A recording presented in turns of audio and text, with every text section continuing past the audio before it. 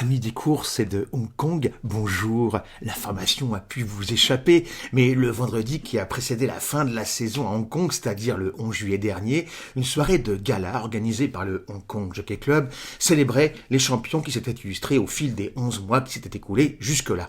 Les titres de jockey, entraîneur et propriétaire de la saison ont ainsi été décernés sans ambiguïté. Zach Purton avait gagné le championnat des jockeys depuis belle lurette avec 138 victoires, soit 66 de plus que son dauphin, l'inoxydable Hugh Bowman. C'est le 8e titre de champion pour le pilote australien à Hong Kong, qui a aussi battu du coup le record général des victoires en dépassant, pour un jockey toujours, celui de Doug White en cours de saison. Il en est aujourd'hui à 1878 succès et n'a sans doute pas fini. Nous reviendrons sur ce jockey d'exception dans une prochaine vidéo. Chez les entraîneurs, c'est John Size, le vétéran du circuit, le Fabre de Hong Kong si j'ose dire, qui s'est imposé pour la 13e fois, et oui, 23 ans seulement après son premier titre local. Parti lentement, vraiment très lentement, même si c'est un peu son habitude, il était il était quand même très en dessous de son niveau habituel après un premier semestre, mais il a ensuite rattrapé le temps perdu, pas tout à fait perdu d'ailleurs, et s'est imposé de 8 points sur David Hayes, qui a cru lui jusqu'au dernier dimanche, mais a subi un triplé de son rival ce jour-là, ce qui a mis fin à ses ultimes espoirs de remontada. Dévoilé ce fameux 11 juillet, le titre de cheval de la saison était beaucoup plus indécis, puisque désigné par un panel d'experts et les votes du public, fatalement, il entretenait un certain suspense. 3 chevaux tenaient le haut du pavé. D'abord, évidemment, Romantic Warrior, héroïque malgré 2 courtes défaites, en Arabie Saoudite, un peu de façon tragique, et puis à Dubaï. Il avait ainsi mis un peu le galop Hong Kong au sommet dans les charts mondiaux, comme on dit, et on espérait quand même que malgré ces 2 défaites, c'était quand même une campagne assez exceptionnelle. Donc peut-être qu'il avait encore sa chance pour avoir un titre de meilleur cheval de l'année, d'autant plus qu'il avait beaucoup fait pour les courses de Hong Kong. Ensuite, on avait Voyage Bubble, le 2e cheval seulement à avoir gagné la triple couronne de Hong Kong, plus de 25 ans après River Verdon, monté à l'époque par le Gérald Mossé. Le pensionnaire de Ricky Yu, donc ce fameux Voyage Bubble, avait gagné 3 courses de groupe 1, groupe 1 Hong Kong, mais groupe 1 international quand même, sur 1600 mètres, 2000 mètres, puis 2400 mètres, une distance vraiment extrême à Hong Kong, mais aussi entre-temps il avait été battu par Red Lion, un cheval honnête qui laissait tout de même une tache un petit peu sur la copie du champion.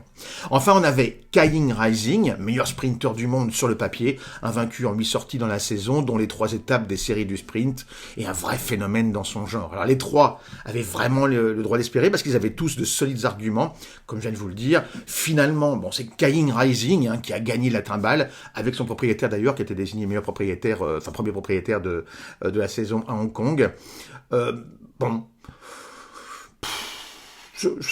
C'était un petit peu attendu, c'est pas vraiment une surprise, mais c'est quand même dommage pour Romantic Warrior, parce que il a beaucoup fait, comme je vous le disais, pour le galop de Hong Kong, et puis il avait échoué de peu dans des conditions difficiles, en terre étrangère, alors que les 2 autres sont pas sortis d'ici. Enfin, le Bubble, en plus, lui avait déjà couru à l'étranger, mais sans succès, au Japon, puis à Dubaï.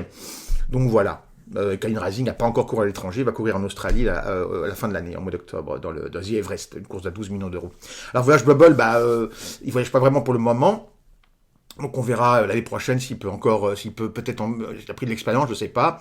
Il a quand même réalisé un exploit encore une fois en allant au meilleur niveau de 1600 à 2400 mètres, et face lui aussi à de bons adversaires étrangers. Kaiying Rising, lui, il a 4 ans, il avait le temps de le gagner une prochaine fois, je veux dire, il est pas bon, on ne tenir qu'à courir.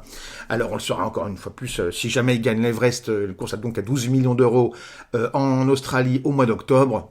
Là, ça va être énorme.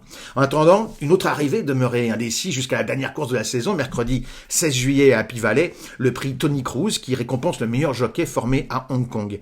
Tony Cruz, aujourd'hui entraîneur et âgé de 68 ans, a surtout été le premier grand jockey issu de la colonie britannique d'alors. C'est un peu aux courses hippiques de Hong Kong ce que Bruce Lee est à son cinéma. C'est une icône là-bas, une vraie légende vivante.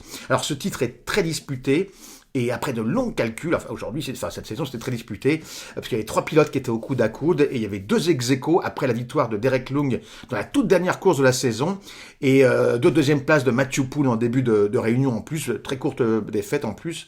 Alors c'est quand même malgré tout, malgré ces 2 défaites, c'est ce dernier, Matthew Poole, qui a été désigné vainqueur au nombre de 3e place, parce qu'il était aussi ex-aequo au nombre de 2e place. C'est donc lui le vainqueur du trophée Matthew Poole. Un an plus tôt, c'est le titre de meilleur entraîneur qui s'était joué aux prolongations, je ne sais pas si vous vous souvenez, entre Pierre Eng et puis Ricky Yu. Et puis, zut, j'ai un trou. Ricky Yu et... oh merde. L'entraîneur de Golden 60, dont un chien, Francis Loy, pardon, voilà, évidemment, je vais être, quelle honte. Voilà, donc, mais c'était Francis Loy qui avait, dernière course de la saison, pris l'avantage, mais de justesse, voilà. Enfin, il se passe toujours quelque chose en fin de saison à Hong Kong. On les retrouve là-bas, les courses, en septembre, je serai là naturellement. Entre-temps, je vous retrouverai pour d'autres petites chroniques. À la revoyure.